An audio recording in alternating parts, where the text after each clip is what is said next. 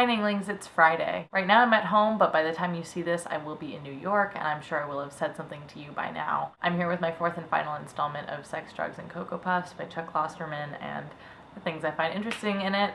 I promise this is the last one because I finished the book, finally, and yeah, I don't think there's anything else really for me to talk about that I wanted to elaborate on.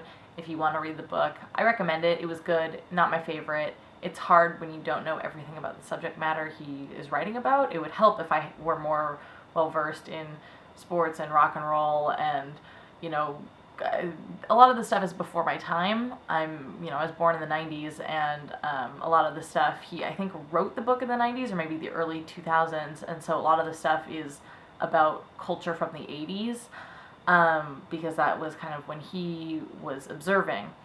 And so a lot of this stuff is stuff I don't know about because it was before my time. Anyway, long preface. One of the things that I found really interesting is this article's type thing. It's like a short essay as opposed to a longer essay. It's only 1 page long.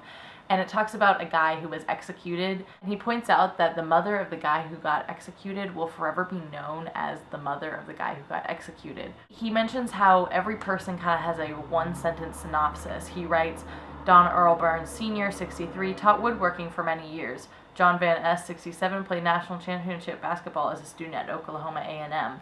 So it's like everyone has kind of a one-sentence blurb. Unless you're really close friends with somebody, you can probably describe everybody you know in just one sentence. J.D. Salinger is best known for Catcher in the Rye, and if you talk about J.D. Salinger, probably his one-sentence synopsis would be wrote Catcher in the Rye. He says that this kind of invalidates the other aspects of people's existence. He writes about Eli Whitney, who invented the cotton gin, and how that's all we really know about him, and that's all that anybody ever focuses on. And yes, that was really important, but there's all this other stuff that, of course, we don't really focus on. We just give him the one-sentence synopsis. He then kind of humorously but also truthfully points out that he thinks that this is why people have children, so that they can continue their sentences. He says that it extends the window for greatness. If you have a child and they become president, then your existence is suddenly more valid and a lot higher than it was. It goes up because you created something great. Your one-sentence synopsis changes, but now it's something better. It's more interesting. Or maybe your one-sentence synopsis becomes a two-sentence synopsis. And so that's